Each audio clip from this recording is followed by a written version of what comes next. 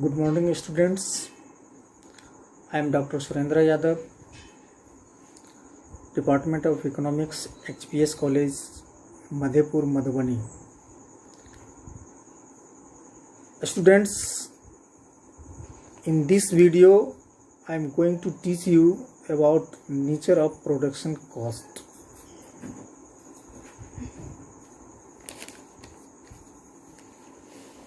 Production cost is related your economics curriculum BA Part 1 Honors Paper 1 Module 3.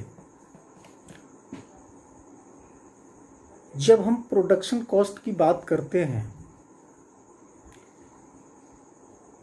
तो किसी वस्तु की उत्पादन में कितना लागत आता है, बरबस ये चीज़ हमारे मन में आ जाती है। हम ये जानते हैं, हम ये जानना चाहते हैं कि उत्पादन की लागत की जो कॉन्सेप्ट है या इसकी जो प्रकृति है, इसकी व्याख्या करने के लिए, इसको एनालिसिस करने के लिए हम 3 महत्वपूर्ण बातों का यहाँ जिक्र करेंगे। पहली महत्वपूर्ण बातें ये है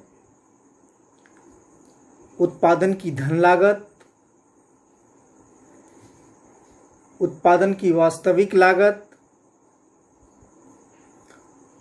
और अवसर लागत। ये 3 महत्वपूर्ण बिंदुओं पर ही हम ये प्रोडक्शन कॉस्ट के बारे में चर्चा करेंगे। आइए अब हम जानते हैं कि उत्पादन की जो धन लागत है वो क्या है। मुद्रा लागत फर्म के उत्पादन के मौद्रिक खर्चों का प्रतिनिधित्व करती है। इसमें वस्तुओं का उत्पादन करने के लिए फर्म द्वारा भुगतान की गई राशि सम्मिलित होता है। दूसरे शब्दों में इसको हम कह सकते हैं कि किसी वस्तु की उत्पादन करने के लिए किसी फर्म द्वारा उसमें कितनी, उस वस्तु के उत्पादन करने में कितनी लागत लगाया, कितनी लागतें आई, इसके बारे में चर्चा किया जाता है। अर्थात वास्तव में किसी दिए गए आउटपुट का उत्पादन करने के लिए आवश्यक विभिन्न कारकों जो जरूरी होता है प्रोडक्शन करने के लिए या इनपुट की उत्पादक सेवाओं की खरीद के लिए भुगतान करने के लिए किया जाता है। अब इसमें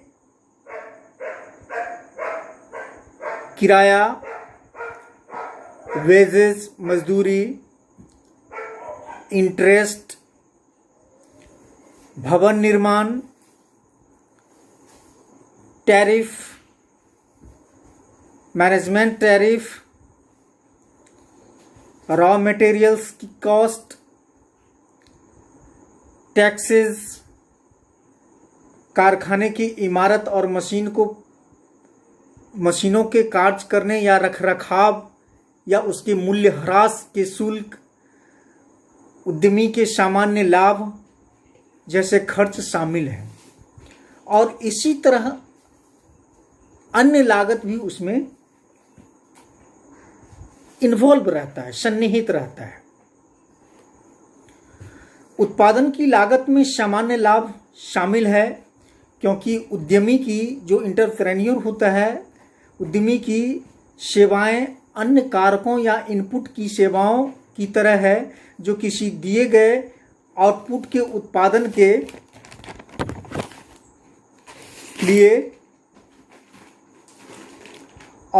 उत्पादन के लिए खर्च की जाती है। वास्तव में उद्यमी के लिए जो सेवाओं के सभी भुगतान जैसे मजदूरी, ब्याज, किराया और सामान्य लाभ किसी दिए गए आउटपुट के उत्पादन की कुल धन लागत में शामिल किए जाते हैं। सामान्य लाभ को शामिल किए जाने के कारण अर्थशास्त्रियों की इसके बारे में अलग अलग मत हैं, भिन्न भिन्न मत हैं।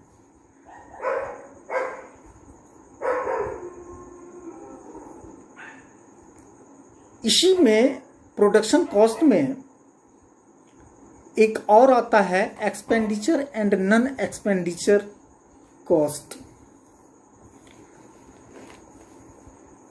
ध्यान देने की एक और बात और महत्वपूर्ण बात यह है कि कुल धन लागत में निहित और उत्पादन की स्पष्ट लागत दोनों शामिल होनी चाहिए।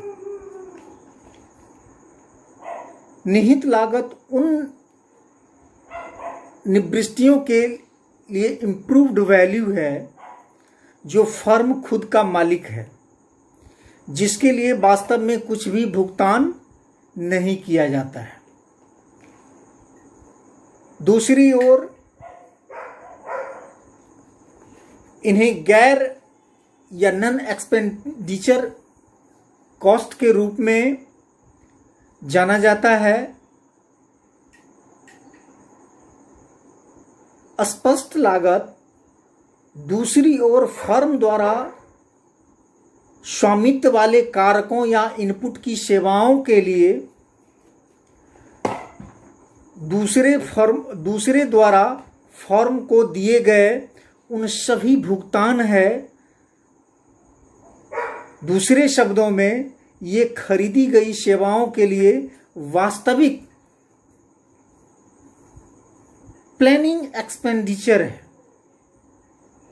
अर्थात फ्यूचर में या पास्ट में जो इस चीज को ये प्रोडक्शन करने के लिए जो प्लानिंग किया गया था उसका एक प्रकार का ये खर्च है, उसका जिसको हिंदी में बोलते हैं संविदात्मक खर्च। जैसे कि मजदूरी, वेतन का भुगतान, कच्चे माल के लिए भुगतान, ईंधन, बैंकों से उधार ली गई जो पूंजी पर ब्याज है वो, कर, भूमि का किराया इत्यादि, इन्हें व्यय के रूप में भी जाना जाता है। परिव्यय लागत इन मौद्रिक खर्चों का कुल दोनों में निहित है और स्पष्ट उत्पादन की कुल धन लागत कहलाता है।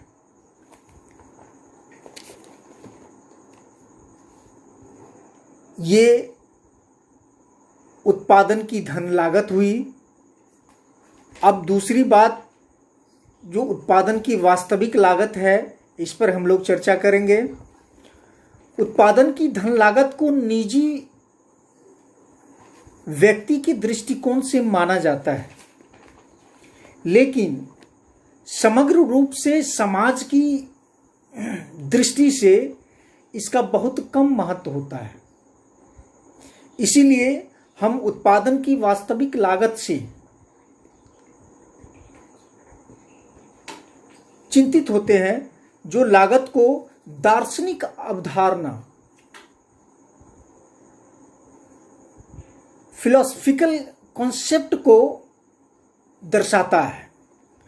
उत्पादन की वास्तविक लागत को अल्फ्रेड मार्शल और जेवी क्लार्क ने एक आउटपुट उत्पादन के लिए उन्होंने संज्ञा दी है।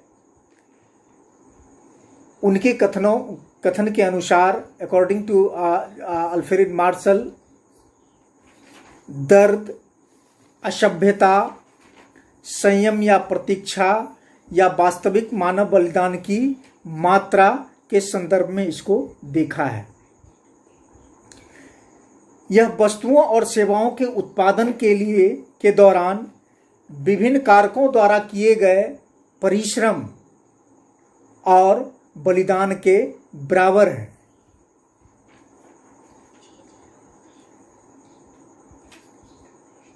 वास्तविक लागत सिद्धांत की, हालांकि इस सिद्धांत की उन्होंने बहुत सारे वास्तविक लागत सिद्धांत की कुछ अर्थशास्त्रियों के द्वारा आलोचना भी किया गया है। कुछ अर्थशास्त्रियों का मानना है कि वास्तविक लागत सिद्धांत को असभ्यता या वास्तविक परिश्रम या प्रतीक्षा के रूप में जाना जाता है। एक अवधारणा के अधीन होने के कारण इसकी गणना ठीक से नहीं की जा सकती और इसके वैज्ञानिक तरीके से व्याख्या नहीं किया जा सकता है। साथ ही इस तरह के एक सिद्धांत टूट जाता है जब इस तथ्य से सामना होता है कि कुछ अनाकर्षक व्यवसायों में व्यक्तियों का वेतन और मजदूरी जिसमें काम करने की असमानता बहुत अधिक है, संभवतः उन लोगों की तुलना में कम है जो अधिक आकर्षक व्यवसायों में कार्यरत हैं। इन सभी कारणों से वास्तविक लागत के सिद्धांत को व्यवहारिक रूप से त्याग दिया जाता है, प्रैक्टिकली इग्नोर किया जाता है। आइए अब हम बात करते हैं अवसर लागत, अपॉर्चुनिटी कॉस्ट के बारे में, जो नेचर ऑफ प्रोडक्शन कॉस्ट का तीसरी महत्वपूर्ण बिंदु है। दुर्लभ संसाधनों के डिस्ट्रीब्यूशन के लिए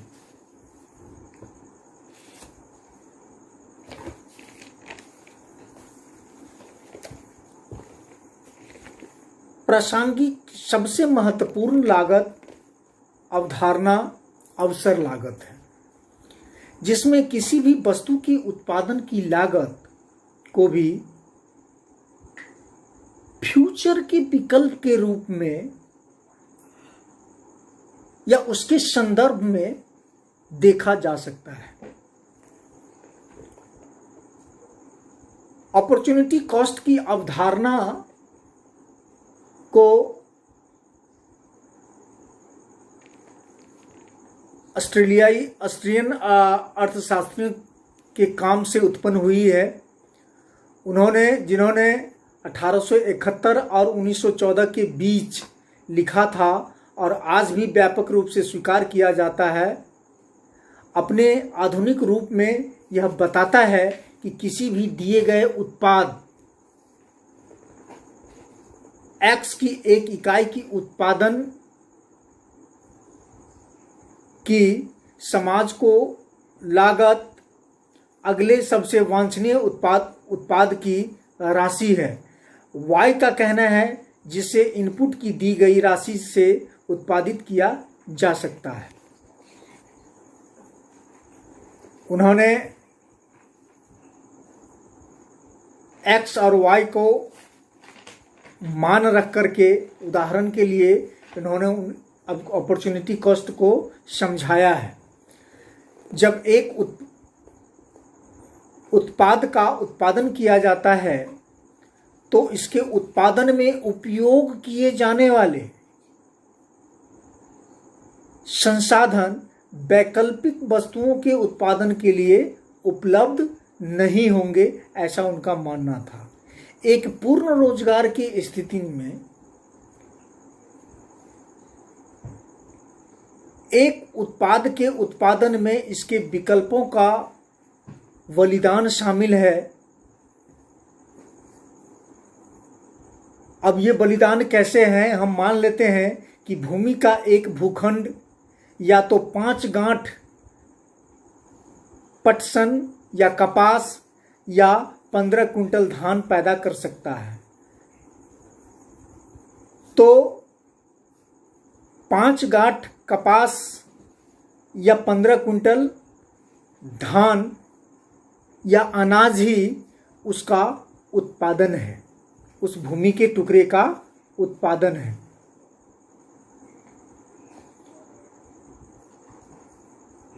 इस कॉन्सेप्ट का अपनी लिमिटेशंस हैं।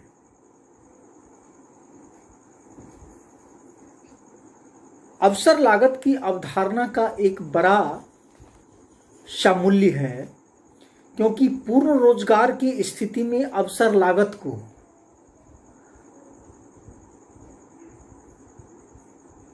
प्रतिबंधित कर देता है।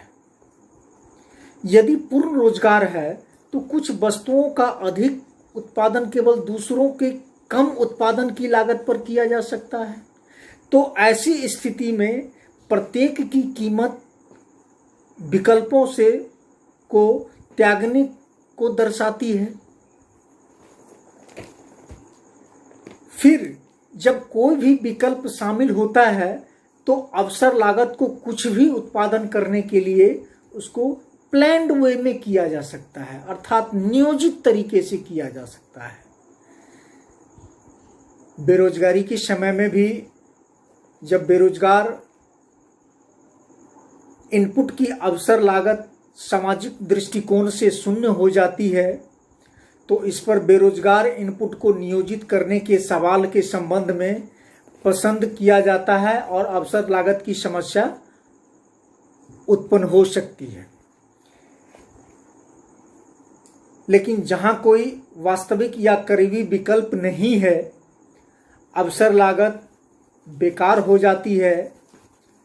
अत्यधिक विशिष्ट इनपुट के मामले में ऐसी स्थिति मौजूद हो सकती है जिसके लिए वैकल्पिक उपयोग का पता लगाना मुश्किल होता है। अंत में इन सब सीमाओं के बावजूद प्रोडक्शन कॉस्ट के अवधारणा का अपना प्रैक्टिकली इम्पोर्टेंस है। इसे आर्थिक विश्लेषण की विभिन्न शाखाओं,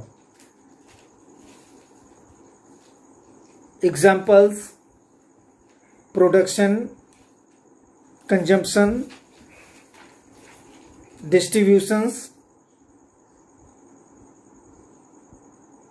परियोजना का मूल्यांकन, इंटरनेशनल ट्रेड्स एटसेट्रा में इसको लागू किया जाता है। इसका ये व्यवहारिक। तो स्टूडेंट्स, आज के वीडियो में बस इतना ही। हम नेक्स्ट टॉपिक पे चर्चा अगले वीडियो में करेंगे। Stay home, stay safe, have a nice day.